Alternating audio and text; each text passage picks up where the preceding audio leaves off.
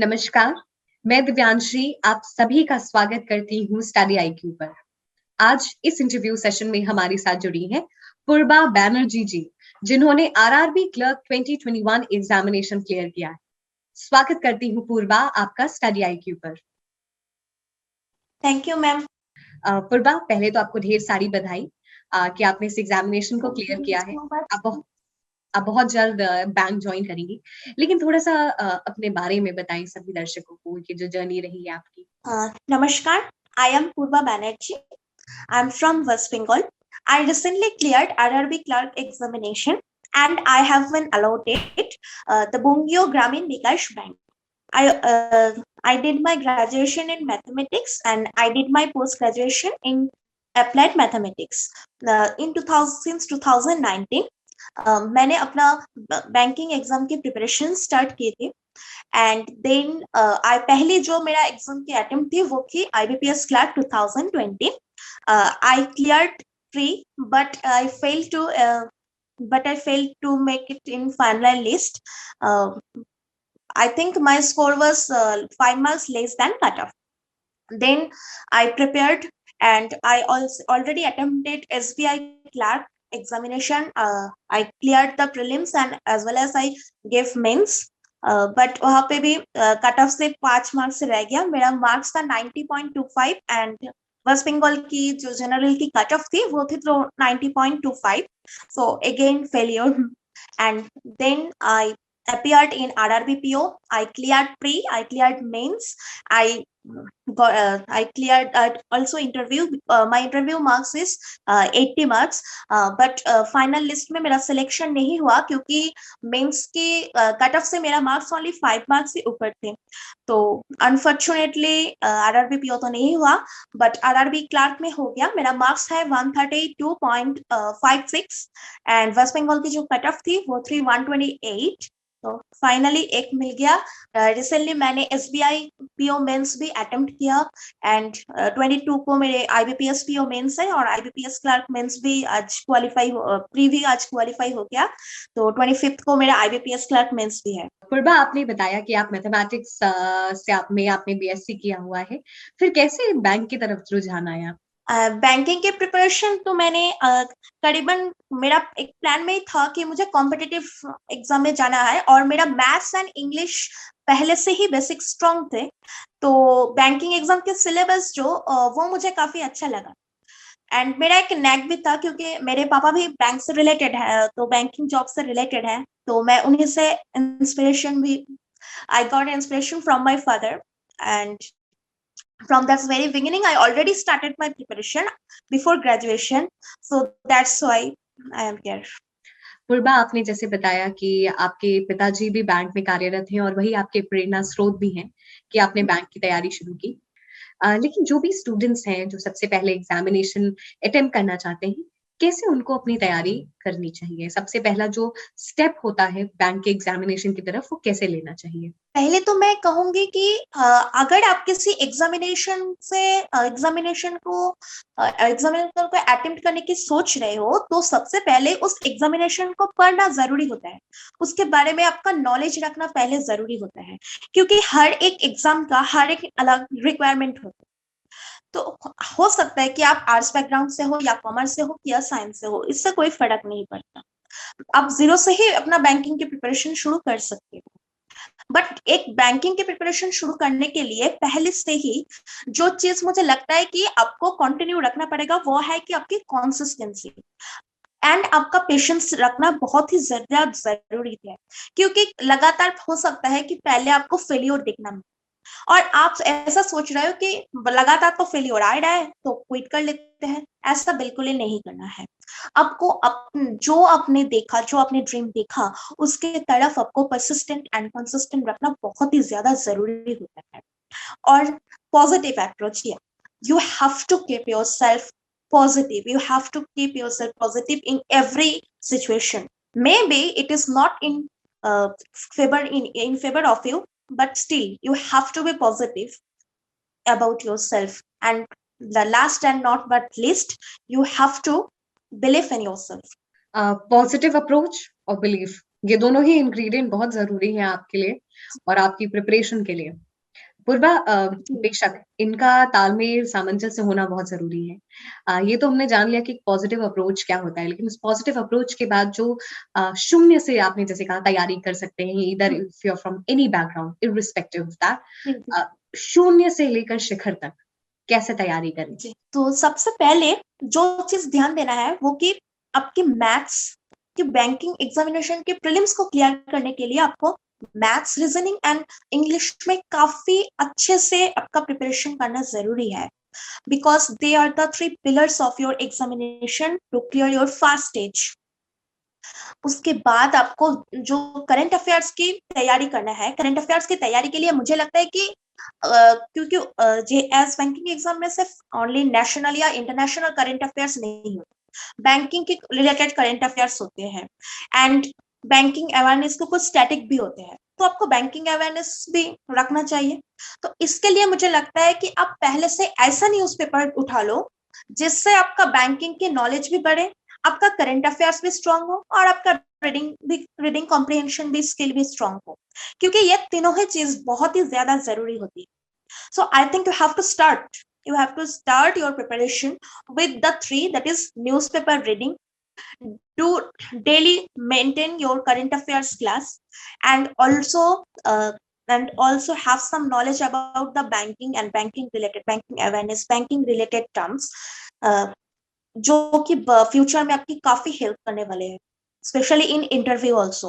पूर्वा, अगर हम आपसे हम राय लें और आपकी बात समझें तो जो 4 पिलर्स हैं वो बहुत ज़रूरी हैं अगर आप बैंकिंग एग्ज़ामिनेशन की तैयारी कर रहे हैं। सबसे पहले न्यूज़पेपर पढ़ना, उसके बाद करंट अफेयर्स से अपडेट रहना, रीडिंग कॉम्प्रिहेंशन बहुत ही स्ट्रॉन्ग रखना और मैथमेटिक्स। हम इन चारों ही जी पिलर्स पे बात करेंगे और शुरुआत हम न्यूज़पेपर रीडिंग से करेंगे। आज मैं जो न्यूज़पेपर रीडिंग के लिए मैं इकोनॉमिक्स टाइम्स को उठाती थी, अब आज भी उठाती हूँ, क्योंकि इकोनॉमिक्स टाइम्स से मुझे ये लगता है कि दो फायदे हैं। एक तो आपका रीडिंग कॉम्प्रिहेंशन तो बन ही जा रहा है और ऊपर से आपका बैंकिंग की थोड़ी नॉलेज भी आ जाएगी। इससे क्या होगा कि कभी कभी एसबीआई पीओ या फिर आईबीपीएस पीओ जैसे एग्जाम में कभी कभी इकोनॉमिक्स रिलेटेड आर्टिकल आते हैं जिसका रीडिंग कॉम्प्रिहेंशन सॉल्व करना थोड़ी डिफिकल्ट हो जाता है हमारे लिए। तो इस ये जो प्रॉब्लम ये भी शॉर्ट आउट हो जाएगा आपसे, और आपका रीडिंग तो हो ही जाएगा एंड थोड़ी थोड़ी आप जो banking related term and economy related term से वाकिबहाल भी हो जाओ। पूर्वा, आपने ये सारी चीज़ें बताई, अब हम आते हैं और रीडिंग कॉम्प्रिहेंशन को किस तरीके से बहुत ही स्ट्रॉन्ग करना है, आप इसे बताएँ। देखिए, मेरा बेसिक्स तो पहले से स्ट्रॉन्ग था इंग्लिश में, तो मुझे ज्यादा कुछ करने की जरूरत नहीं है। फिर भी मैं ओवर कॉन्फिडेंट नहीं होना चाहती थी, तो मैं न्यूज़पेपर रीडिंग करती। इवन मुझे जो भी मिलता था आर्टिकल्स में वो मैं वही पढ़ लेती थी। और कभी कभी जो मैथ्स की जो नया नया पेपर आता है, जो रिसर्च पेपर आते हैं, तो मैं वो रीड कर लेती थी, क्योंकि वो मेरा खुद का इंटरेस्ट विषय है। तो इसी this types in this type I in this type I improve my reading skill and ability, and my understanding skill is काफी up to the mark है। पूर्वा, जब न्यूज़पेपर रीडिंग और कॉम्प्रिहेंशन आप जब भी पढ़ते हो, तो क्या आपको नोट्स भी साथ-साथ आप बनाते थे न्यूज़पेपर रीडिंग में? जो तो मैं हाइलाइटर यूज करती थी, जो वर्ड मुझे लगता था कि ये मैं जानती नहीं हूँ, बस मैं वो हाईलाइट करती थी और गूगल से उसका मीनिंग मैं अलग एक नोटबुक में नोट कर लेती थी। That's it. एंड जो अलग से तो यूट्यूब में जो हिंदू वोकेबुलरी तो आती ही है, आजकल तो सभी मिल जाते हैं, तो वही से मैं पढ़ लेती थी, जहां जो मिल जाए वो बस पढ़ लेती थी। पूर्वा, ये तो बात हो गई न्यूज़पेपर रीडिंग और कॉम्प्रिहेंशन की। अब मैं आपसे जानना चाहती हूँ मैथमेटिक्स, क्योंकि बहुत सारी चीज़ें मैथमेटिक्स पे निर्भर हैं, चाहे आपकी रीज़निंग हो, क्वांट हो, अ, कैसे कवर करना है? जी आप तो एक मैथमेटिक्स ग्रेजुएट भी हैं, तो मुझे लगता है उतनी परेशानी नहीं हुई होगी। बट स्टिल जो मैथमेटिक्स जिनका बैकग्राउंड नहीं है, आपने जैसे कहा कि जो आर्ट्स के स्टूडेंट हैं, किस लेवल तक की उनको मैथमेटिक्स प्रैक्टिस करनी चाहिए? तो पहले मैथमेटिक्स का एबीसीडी तो सबको आता हो, तो उसके लिए आपको क्या, आप जो ज्यादातर एक्सपीरियंस की जो डर है वो है कि एरिथमेटिक पोर्शन, काफी सारे लोग एरिथमेटिक स्किप कर जाता है, जो मैं मानती हूँ कि एक बहुत बड़ा गलती है, क्योंकि एरिथ में किसी भी पोर्शन को आप स्किप नहीं कर सकते, क्योंकि जब आप मेंस देने जा रहे हो तो आपको मालूम नहीं कि यही सेक्शन इजी आएगा और मैं अटेम्प्ट कर लूंगी अच्छे से, और ये सेक्शन मैं छोड़ रही हूँ, तो इससे जो आएगा, हो सकता है कि जो पोर्शन आप स्किप कर रहे हैं वही पोर्शन से सबसे इजीएस्ट क्वेश्चन है। तो इसीलिए don't ever skip any section, specially in arithmetic. अब डीआई के लिए तो कहूंगी कि प्री की डीआई जो है, उसके लिए आप डेली, जब प्री से पहले तो आप डेली 10 या 15 डीआई तो आप इजीली कर सकते हो, क्योंकि प्री की डीआई में ज्यादा टाइम नहीं लगते। और अगर क्लार्क की, अगर पीओ की बात करूं तो आप ज्यादा से ज्यादा 7 या 8 तक तो डेली बना ही सकते हो। बट ये नहीं है कि जब प्री पढ़ेंगे तो तब मेंस नहीं करेंगे, ऐसा तो बिल्कुल नहीं। मेंस के लिए आप each and every day you should practice to mains level, to high level DI, जो आजकल कहीं भी टेलीग्राम पे भी फ्री में अवेलेबल होता है, क्योंकि और मॉक टेस्ट में भी अवेलेबल होता है। तो क्योंकि सबके पास से 2-3 सोर्सेस तो है ही मॉक टेस्ट के अवेलेबल, तो आप मॉक टेस्ट से भी कर सकते हो। रिसोर्स की तो बिल्कुल ही कमी नहीं है, बस आपको करना है, मतलब करना है। और एरिथमेटिक के हर एक चैप्टर आपको करना है, चाहे आप वो किसी भी बुक से उठाओ, वो एसएससी की बुक से उठाओ या बैंकिंग की बुक से उठाओ, कॉन्सेप्ट सेम ही होता है। तो आपको वो पहले कंप्लीट कर लेना चाहिए, एक बार तो एटलीस्ट करना ही चाहिए, फिर आप उसे प्रैक्टिस तो कर सकते हो। एंड मॉक में तो और मिसलेनियस पीडीएफ्स जो मिलते हैं, वहां से आप बाद में प्रैक्टिस कर ही सकते हो। एंड खास ध्यान अब mains level DI and arithmetic and various type में अरिथमेटिक की एप्लीकेशंस पे दे आए, जैसे कि quantity 1, quantity 2, data sufficiency, they are very they place a very important role in PO mains also. Purva, ये तो आपने बताया, पहले भी आपने कई सारे एग्जामिनेशंस दिए हैं, लेकिन अनफॉर्चुनेटली कहीं ना कहीं कुछ रह जाता था। तो इस बार आपने गलतियों से कैसे सुधार किया, और कैसे you left no stone unturned this time? जो गलती मैंने पहले 3 मेंस में किया, वो है कि मेरा जो मैथ्स के अटेम्प्ट थे वो हमेशा हाई रहे। Maths, reasoning, English are my stronger subject. Comparatively जो मेरा दिक्कत होती थी वो जीएस सेक्शन में होती थी। उसके लिए मेरा सिलेक्शन ऑलरेडी रुक गया, तीन तीन मेंस ऑलरेडी रुक गया, क्योंकि मेरा एसबीआई क्लर्क में अटेम्प्ट थे 98 मेंस में, और मेरा स्कोर आया 90.25। so that you can see that I have accuracy, I have much accuracy, higher accuracy। But जो मेरा सिलेक्शन रुक गया, वो उसका one and only reason is GA, क्योंकि मैंने जीए में ज्यादा अटेम्प्ट नहीं कर पाती थी, और मैं रिटर्न ही नहीं कर पाती थी जीए, अभी भी नहीं कर पाती हूँ ज्यादा। तो इसीलिए जीए में मुझे थोड़ी दिक्कत होती है। तो अब बस SBI PO and IBPS PO के लिए मैंने स्ट्रेटेजी चेंज किया। तो मैंने पढ़ने लगा, सीरियसली कॉन्सिस्टेंटली पढ़ने लगा, क्योंकि मुझे अभी किसी भी तरीके से एक पीओ निकालना है, at any cost. It is my ultimate target now। पूर्वा, किस तरीके से स्टडी आईक्यू आपकी जर्नी में साथ रहा? तो मैंने पहले ही मेंशन किया कि मैं ज्यादा रिटेन नहीं कर पाती थी, तो मुझ जैसे एस्पिरेंट के लिए स्टडी आईक्यू बहुत ही खास रोल प्ले करते हैं, क्योंकि 6 मंथ की 4 मंथ की करंट अफेयर्स ठीक से मुझसे रिटेन ही नहीं होता। तो 6 मंथ रिटेन करना बैंकिंग एग्जामिनेशन के लिए तो जरूरी होते हैं। तो मैं स्टडी आईक्यू से पढ़ लेती थी 3 मंथ या 4 मंथ, एंड लास्ट की जो 2 मंथ्स होते थे, जो late is recent the 2 months होते थे, मैं स्टडी आईक्यू से पहले पढ़ लेती थी।